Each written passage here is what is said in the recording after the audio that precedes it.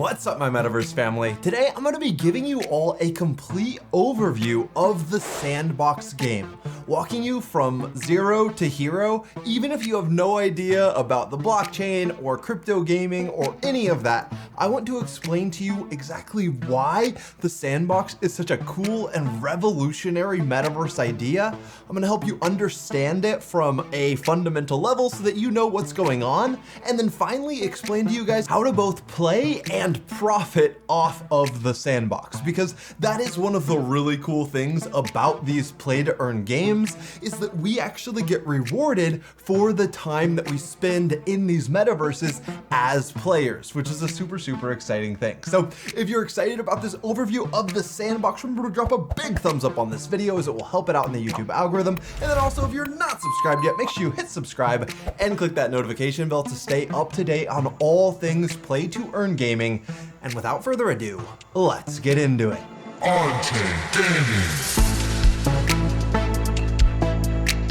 So we're gonna start with the basics just to catch those of you guys who are new up to speed. And for those of you who are already familiar with the whole play to earn space and just want to learn more specifically about the Sandbox itself, you can skip ahead using the timestamps in the description. But for the rest of you, let's catch you up to speed. So in this video, you'll hear me use a couple terms that you need to understand. The first is blockchain. Now, blockchain essentially just means a public ledger that everyone can see. And when an item moves on that public ledger, every single copy of the ledger is updated. You can think of it like a Google Doc. So a blockchain is just a public Google Doc that is very hard to change and has to be validated. And then when it updates for everyone. So it's decentralized, no one controls it, and everyone can see it. And that allows for real ownership in virtual worlds. So then off of the blockchain, two things exist. One that you'll hear me talking about in this video is NFTs. Now, NFTs, you just need to know that they stand for anything in the metaverse. It can be an in-game item,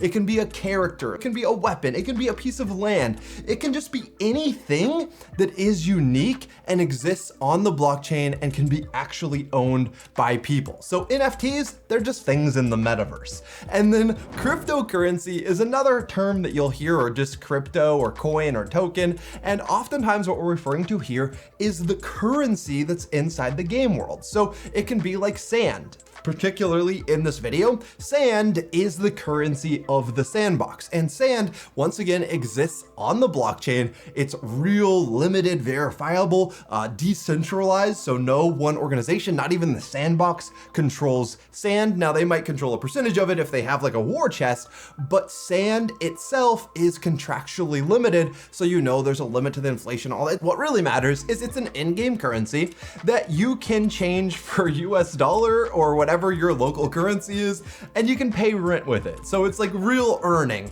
is what we mean by cryptocurrency. It's just the game currency that's real money. Now that those of you guys who are new are caught up to speed, let's jump into our getting started guide / overview of this really awesome metaverse called the Sandbox. So to start off very simply, the Sandbox is a community-driven platform where creators can monetize voxel assets and gaming experiences on the blockchain. So the way that I like to think about it is kind of like Roblox, or a little bit like Minecraft, or a mix between those two games that exists on the blockchain using the same technology that validates Bitcoin or Ethereum, which is really cool. So the Sandbox is made up of 4 key components. The first key component is VoxEdit, where you can create and animate voxel art, which you can export anywhere. And this means that you can create creatures or items or things for your gaming world, and you can mint it as an NFT. The second key component of the Sandbox is their marketplace,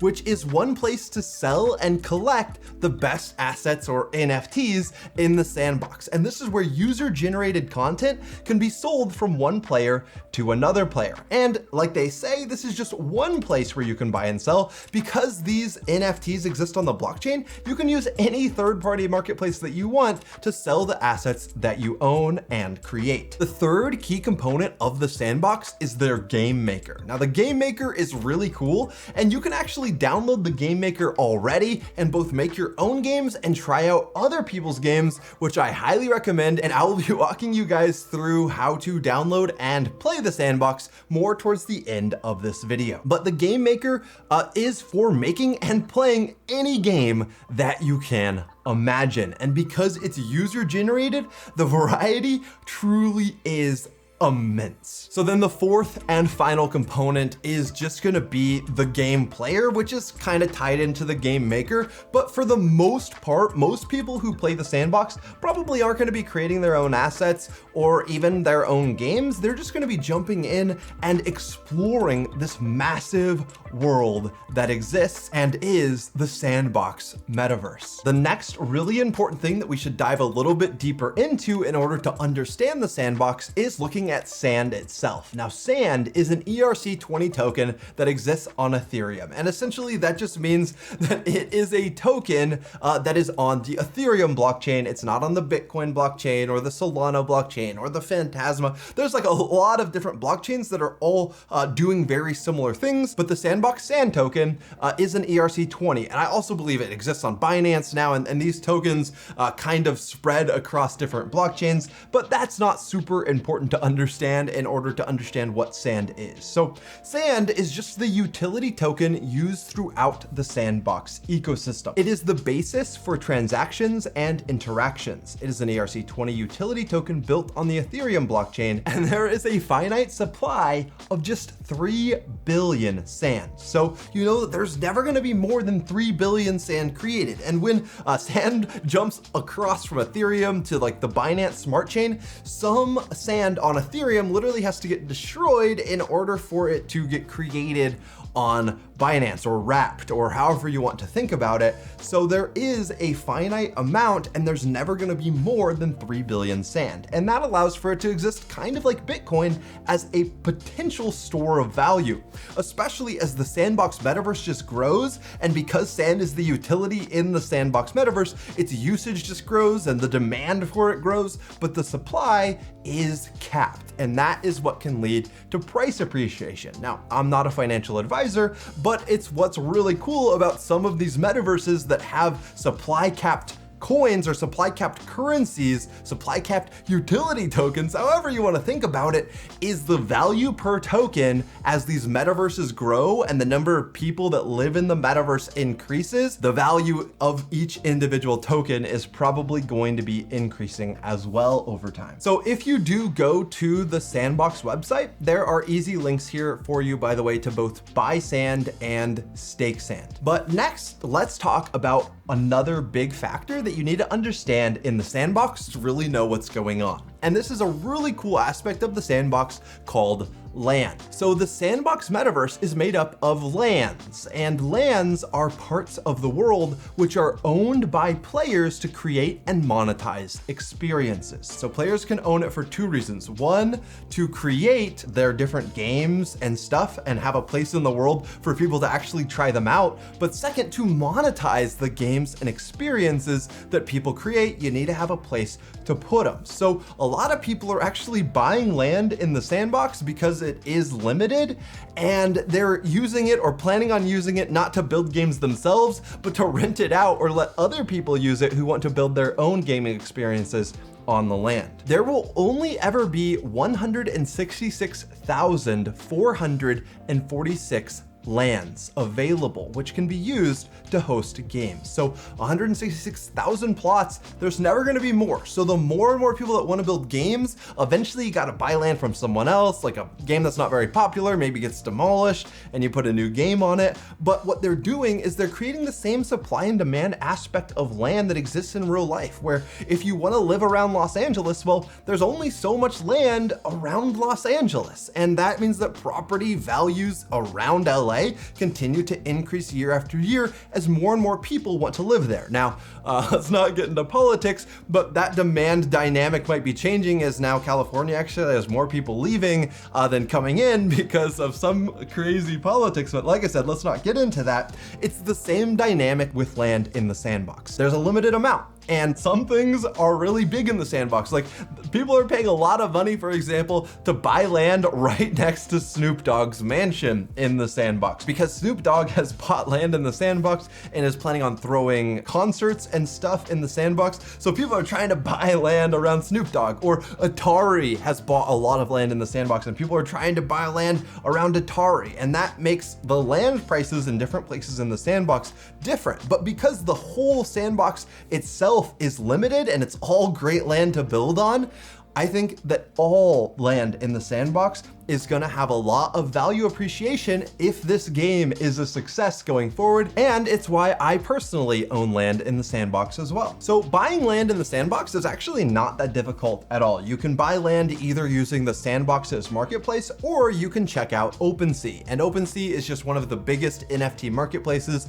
that exists so far, and I love checking it out in order to buy my land. But actually, before we look at land that is specifically for sale, let's take a look at the entire sandbox map, and you can kind of get a feel for how big of a world this actually is. So starting off, if we zoom in here, you can see each of these green and blue dots is a specific piece of land. Now you can see some of these pieces of land, if people buy a large amount, are actually bigger than others. So this is a piece of land that is still for sale. Somebody is trying to sell it.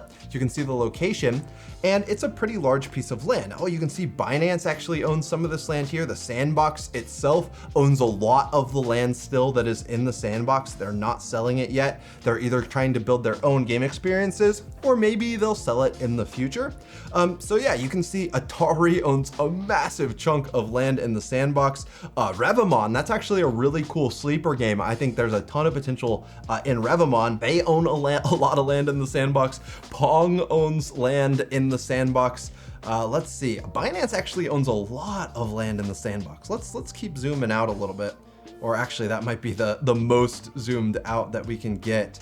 There's a lot of people that own like a lot of land in the sandbox. We have a Dogecoin. I think that might just be some random person throwing out a Dogecoin meme, but I like it. We have the Smurfs actually bought a lot of land in the sandbox. So you can see it's just a massive world where each piece of land is owned by different, sometimes massive game development companies or individuals that are planning on either selling the land later or renting it out to people that want to build gaming experiences, or build gaming experiences themselves that players can use and that the owner of the land can monetize. So really, really cool. Let's look at some of the land that is actually for sale. So right now we are on OpenSea, and I am sorting by the lowest to highest price only buy now. So the cheapest land that you can buy in the sandbox right now is 3.5 ETH. That is well over $10,000. So it's not cheap. Land in the sandbox has definitely appreciated quite a bit. Some of the land that I bought in the sandbox was like for under 0.5 ETH. So now it's appreciated quite a bit. I have some pretty good land right next to land that the sandbox themselves owns. So I'm hoping they build a really fun experience there. And then bam, I'm just right next door to a really fun experience built by the creators of the world itself. But you can see some of this land that's just like out kind of in the middle of nowhere. But I mean, you have no idea what other people are gonna build on all of these other little smaller land plots. But yeah, land is selling for quite a lot. Let's actually see what the highest last sales are. I'm kind of interested to see. So we got some Summer Jam auctions that it looks like just sold for a bunch. Let's see how much this actually sold for. Price history. Oh my goodness. Yeah, so it looks like someone paid 5,580 Ethereum for this land, which is a lot of money. That's a lot of money.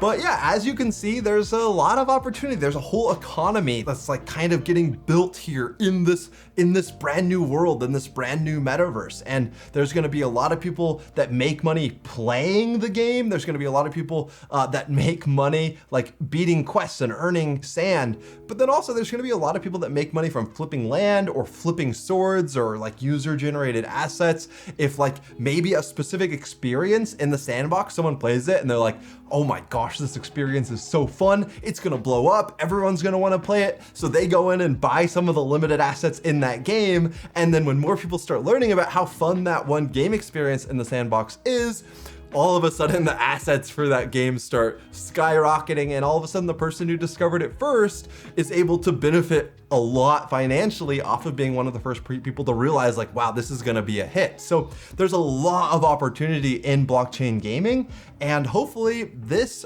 so far what I've showed you has helped you understand some of the opportunity that exists specifically in the sandbox game. So now I'm going to quickly jump over, we're gonna head over to my desktop, and I'm gonna show you guys how to install and play the sandbox, and then we'll come back to the desk and wrap it up. Alrighty, welcome to my desktop. So creating your sandbox account and downloading the game is actually really easy. So make sure that you navigate to sandbox.game. It will be linked in the description and be the pinned comment as well.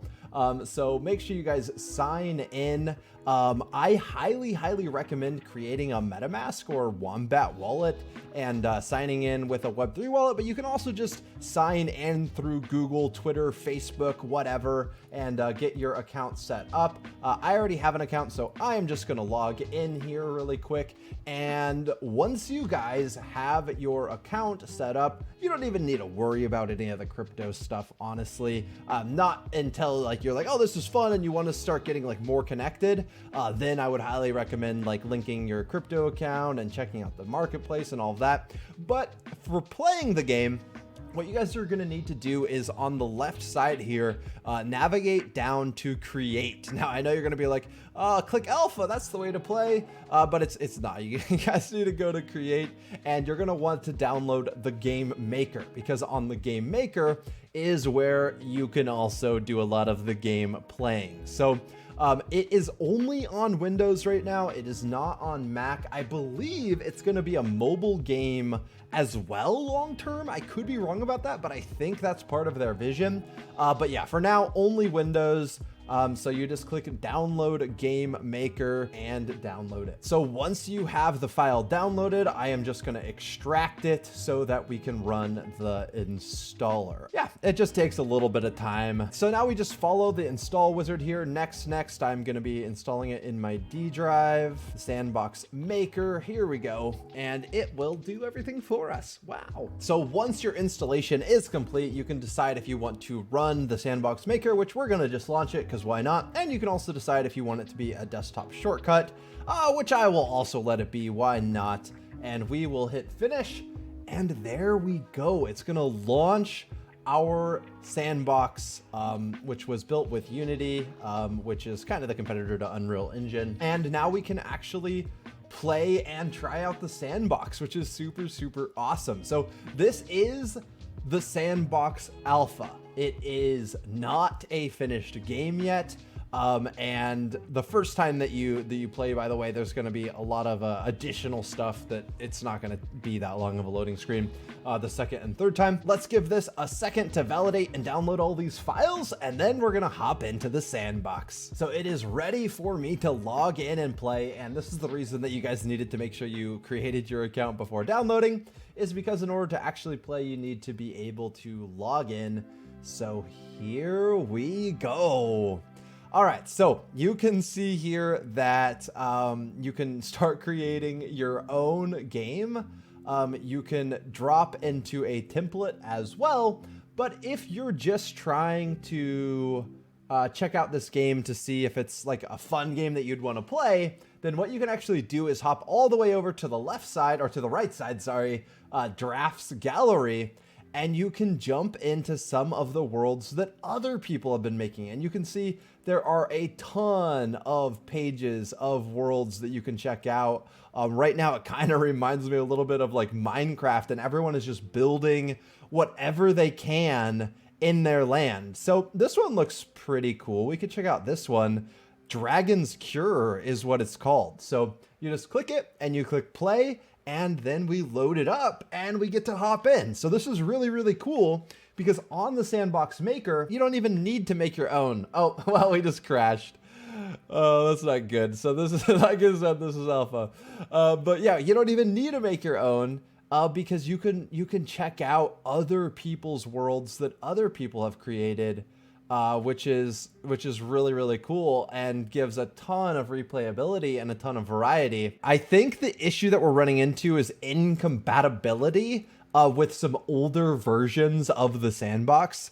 So I am now trying a new one that was just created in January, and hopefully this one loads up fine. Backwards compatibility is going to be really, really important, or at least like allowing people's worlds to auto update when new game versions release is going to be really important so that, you know, people's worlds don't get outdated. That would kind of suck. All right, but here we are. We've loaded into the sandbox. You can see it's low voxel kind of graphics, kind of like Roblox a little bit, but very cool. Oh, this actually feels really decent. Swinging my sword. Oh, wow. I can jump. But also I can run straight up these single. Huh. Interesting. All right. So there is a wolf here. Can I fight him? He doesn't care. It doesn't damage him. All right. Let's see what's going on in this world. So because these worlds are all user created, you're going to notice very early on a lot of potential issues. So, okay, it looks like I actually can get out of that pond. It would suck if I just got, you know, like locked in there and couldn't get out. So it looks like there's some lava in this world. Not much going on. It's too bad that we can't check out some of those like really like original maps that people created. Oh no, he hit me, but I missed him. He had the high ground, and Anakin taught me that that is all that matters. All right, sweet. So you can kill some of those baddies. That's pretty fun. So one of the really cool things about the sandbox, guys, is going to be the play to earn aspect of the sandbox. I thought I died there. I'm not sure if I can get back up. Come fight me. Oh my gosh, I'm going to have to find a way up. Oh, here he comes. Here he comes. Oh, what? That was a kind of a cool move. Anyway, so this is one of the worlds. We just checked it out. If you hit in, you can see all the NFTs that are in this world, which is actually none for this little one. It looks like someone was just messing around with the world creator here when they made this. And yeah, they were just throwing together something. Let's jump into another world and see what we can find. All right, guys, so we've just hopped into another user-created world here. This one looks a little bit bigger. And there is cross the map to win. There's some directions here. So all we have to do is make it across the map and we will be victorious. Well, okay, good. These cactuses don't hurt us. I was wondering if we were going to get destroyed by the cacti. Oh my gosh, that is a lot of enemy troops here. Level 1, it says. All right, so this is pretty cool. This one actually includes levels and stuff. Oh my gosh. All right, that's easy enough. We can get past them all, no problem. You guys are lame. Okay, wait, I didn't mean it. I didn't mean it. You guys are cool. Okay, let's run. All right, so this is level 2, I'm guessing. Oh no, this is still level 1. These guys don't even have swords. Oh, baby. If you could just like farm up, get experience, and like get super wealthy from just like some like hella mobs in a map, that would be pretty cool. All right, I think it's gonna be pretty easy to get past all these guys. Let's just see how quickly we can win. Not a problem at all. Oh, is this the furthest we can get? All right, well, we won. Nice work. We did it. All right, so there you go. You guys can just try out some of the user created worlds right now. As you can see, the quality varies. Can we get on? Oh no, we can't. We can't get any further here. So yeah, that's as far as we can go. And yeah, you can just kind of play around with the sandbox a bit. I would highly recommend messing around with the actual world creator and potentially making some of your own worlds if you're interested in maybe buying some land or something, because there are going to be some really high quality experiences that come on the sandbox. Also, a very important thing to note before we head back over to my studio is that season 2 of the alpha is going to be coming out soon. And the alpha actually allows for the earning of sand, which is the cryptocurrency, in order for completing quests in the alpha. So I highly recommend you guys check out the alpha season 2 when that comes out. I will definitely alert you guys when that happens. But yeah, that'll be a really great way to actually like experience the full kind of more fully fledged sandbox game. So let's head back over to my desk. There you have it, guys. I hope you enjoyed that overview, beginner's guide to the sandbox. Hopefully this really helped you understand exactly what this world is, the roadblocks of blockchain gaming. It has so much potential, and I hope that you see that now. If you did enjoy this video, remember to drop a big thumbs up on it on your way out, as that'll help us out a ton in the YouTube algorithm. We really do appreciate it. And also, 70% of you guys that are watching these videos are not subscribed. And if you're in that 70%, what are you doing? Make sure you hit subscribe and click that notification bell so that you can stay up to date on all things about the sandbox and also the metaverse in general and play to earn gaming in general. This channel is all about the future of the metaverse. So yeah, hopefully you're subscribed for all of that. My name is Jake. Thank you guys so much for watching. I don't make these videos by myself though. Nate, my brother, edits all these videos. Josh, our friend, does the original intro and outro music. So thank you everyone who is supporting us on Patreon and enabling us to make this content. If you guys don't know, we have an exclusive Discord channel for Patreon supporters where we chat about play to earn games, and I talk to you guys there. So if you would like to support us on Patreon, thanks a ton, and hopefully I will see you guys on the Discord. And until next time, everyone, have fun roaming the metaverse.